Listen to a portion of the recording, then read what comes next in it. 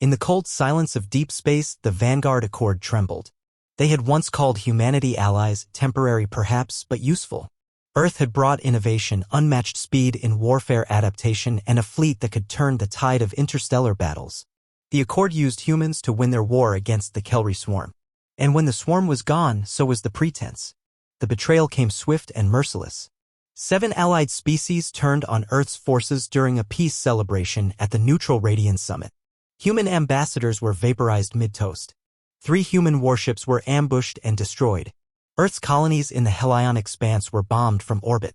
The message was clear: humanity has served its purpose. But the Accord made one critical mistake. They believed humanity would kneel. They forgot that Earth doesn't forget betrayal. Admiral Ilara Kincaid stood silently on the bridge of the UNS Vengeance, Earth's newest dreadnought. The ship was forged in the secret shipyards orbiting Triton, built in absolute silence, unknown to even their closest former allies. It was coated in black adaptive armor, its reactor fueled by zero-point singularity tech, reverse-engineered from alien wreckage no one had ever been allowed to study. Now they would witness it in action. "Targeting array locked on Voran Fleet formation," said Commander Price. 12 capital ships, 38 escorts. Kincaid gave a single nod. No survivors. The UNS Vengeance surged forward, leading a strike force of 67 human warships, ships that had vanished from known sectors months ago, ghosted out of official registries, their IFF tags disabled. Earth hadn't gone silent. It had gone dark. Above the gas giant Zeroth, the Voran fleet was patrolling, unaware that extinction was coming. The first human salvo tore through space like a wrathful god's whisper. Kinetic rods accelerated to near-light speeds, impacted hulls before the Vorans even heard alarm sirens. 3 cruisers vaporized instantly, their reactors imploding in fiery silence. Voran Admiral Kraveth barely made it to the bridge. "What is happening?" A junior officer screamed. "Unknown fleet emerging from stealth. No known signatures. Our shields aren't responding. Return fire. Call the Accord." But it was too late. From the darkness came Earth's fury. Missiles with AIs that rewrote enemy countermeasure code mid-flight. Railguns that fired through debris fields with precision. Drones that disassembled ships from the outside in. Within 7 minutes, the Voran fleet ceased to exist. Back on Earth, the United Terran Command broadcast a single message across all known frequencies. "To the Vanguard Accord, you opened this war. With betrayal, we shall end it with obliteration. Expect no treaties. Expect no surrender. Expect only extinction." Panic erupted across the Accord. The Draxian High Council tried to mobilize defenses around their twin homeworlds. Within 48 hours, Earth's stealth frigates had slipped past their orbital nets, disabling planetary defenses and dropping kinetic strikes from low orbit.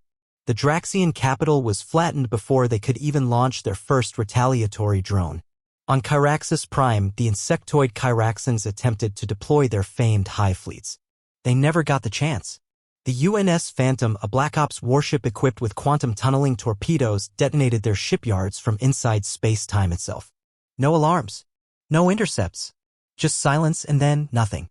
Inside the Accord Senate, chaos reigned. They were supposed to be inferior. A Zaloth delegate screeched, his tentacles writhing in panic. "We gave them tech. We fed them scraps. This shouldn't be possible." An old Chitauri strategist growled, "We made them soldiers. We taught them war. And now they wage it better than any of us." The Accord called for reinforcements. They tried to rally fleets, form new alliances, offer Earth peace. But humanity didn't respond to diplomacy anymore.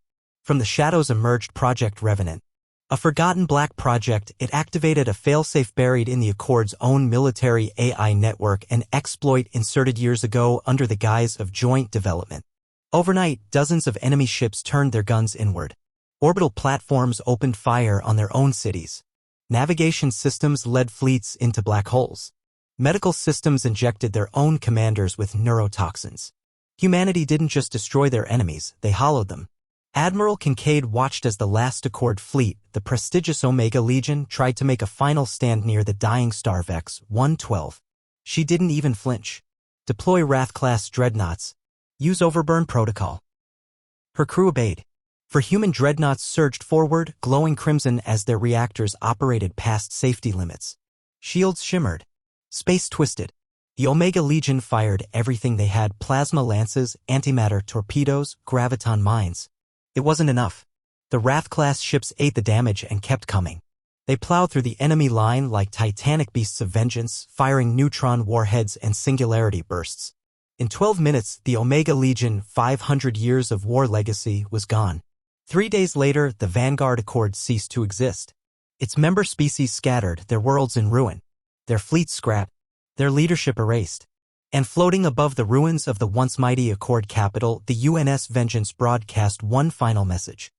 Humanity does not forgive betrayal. This is our answer. Let the stars remember it.